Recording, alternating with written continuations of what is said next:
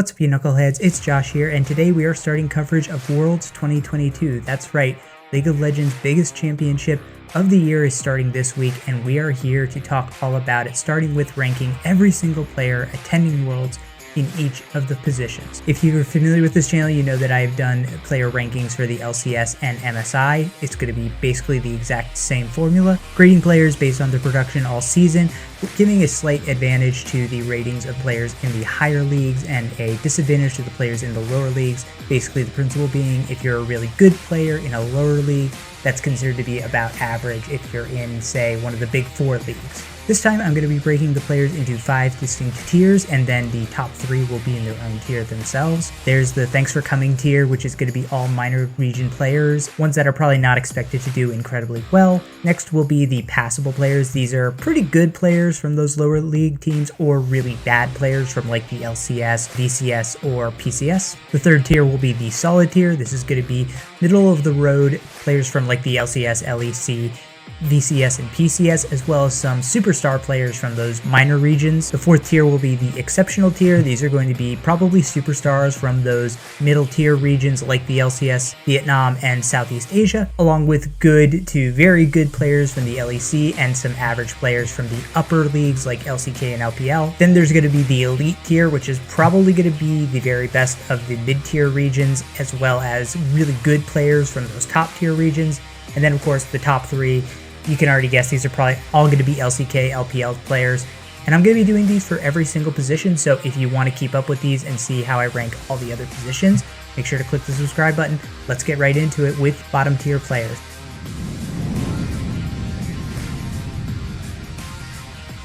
And right off the bat, in the thanks for coming tier, we've got 4 players from minor league regions. The only one who really stands out here is Atlan, as he is the ADC of the PCS's champion, CTPC Flying Oyster. And a big reason for that is his low team fighting score, which is really due to the fact that he is one of the lowest damage ADCs attending Worlds. He averages 431 damage per minute, which is far below the average for ADCs of 525 damage per minute, and it's almost outside of a single standard deviation for ADCs, which means he's well outside of the norm. He's not just slightly below that average, he's well outside the typical range for players in his position. And that puts a lot of pressure on his mid laner Mission to do a lot of the damage for their team. Even though they've been successful, it's really hampering them that they don't have a strong, reliable ADC in the late game.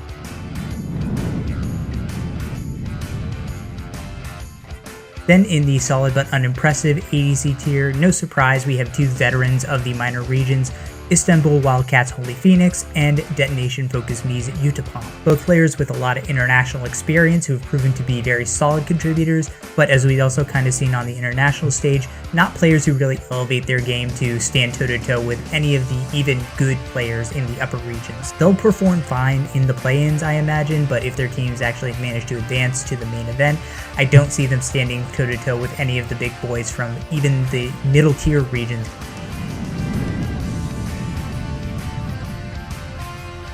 In the next tier, we do have one representative from a minor region, and that is Chief Esports Raze. Now, Raze is somebody who's actually played in the LCS and is somebody that I thought had a lot of potential.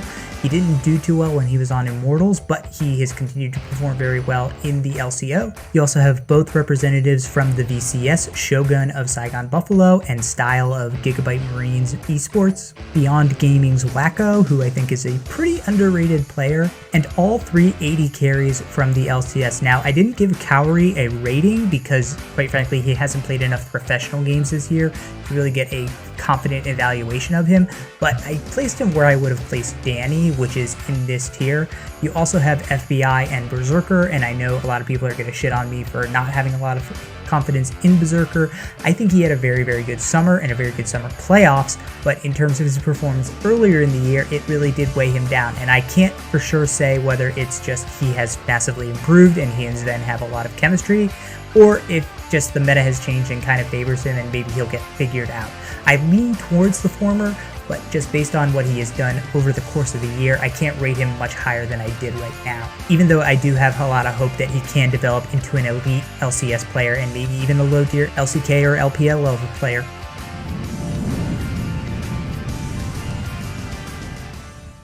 In that solid tier, we have 2 of the 4 LEC ADCs, G2's Flacked and Mad Lion's Unforgiven. Sort of a tale of 2 different ADCs because Unforgiven is just overall solid, but he doesn't have any one area that he does tend to excel at. Meanwhile, Flacked is an incredibly good offensive player. He manages to get a lot of gold and get those resources funneled into him, but he isn't the best laner, and he does tend to fall off a little bit when it comes to team fighting. And joining them in this tier is actually one Korean, and that is DRX Deft, and don't be fooled by him being in the tier with these 2 players. Deft is an extremely good ADC, over 600 damage per minute average, which is absolutely insane, and the fact that he is LCK's ADC 4 is kind of mind-boggling, and just really goes to show how strong the role is in that region.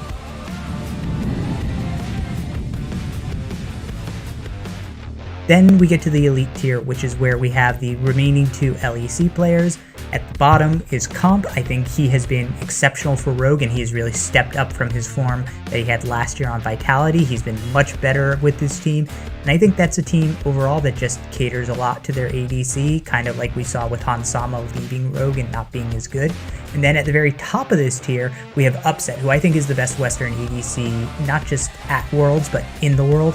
I think the guy is criminally underrated. He does an absurd amount of damage, average 662 DPM, and he's a very good laner, and he just does a great job of getting resources and converting them into advantages. But otherwise, in this tier, we have some other very good, but not quite elite, top tier LCK and LPL players. We have Duckdom, T1's Gumayusi, which is a surprise to me. I thought he has been one of the better ADCs throughout the year, but production-wise, he didn't quite stack up to some of the people at the very tip top.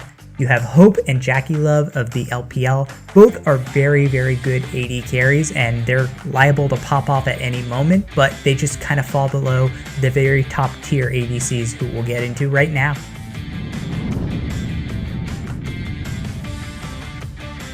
So at the number 3 spot, we have EDG's Viper, and a lot of people will be saying that Viper is the best ADC in the world, and I understand their logic behind that. There is, quite honestly, nothing that Viper doesn't do well. He is a resource hog with over 325 earned gold per minute, who justifies that with a 5.8 KDA, which is one of the highest in his role. He also has a massive damage per minute of 680. That is number 1 in his role. As far as teamfighting goes, Viper is the best ADC in the world in that regard. But he comes up short, in my estimation, to the number 2 ADC on this list, who is RNG's Gala. Now, Gala is a player who is on the DPM side a bit lacking, but his laning is slightly better than Viper's. I know that that's kind of nitpicking, but otherwise, the two are very similar statistically, which is why they both cashed in at that 95 rating. Honestly, if you put one above the other, if you said Viper is better than Gala, I'm not going to fight you on that. The difference between the two is quite small. However, that is not the case when it comes to the gap between those two and the best ADC in the world right now, Gen.G's Ruler. This is a guy who leads almost every ADC in the world, not just attending Worlds, but in leagues in the world, in earned gold per minute in 338. He put up a 6.83 KDA throughout the year, which is nuts. Only one other player in the world had a KDA higher than his. That was Fnatic's Upset. And he didn't shy away from doing damage either. He had 637.7 damage per minute average this year.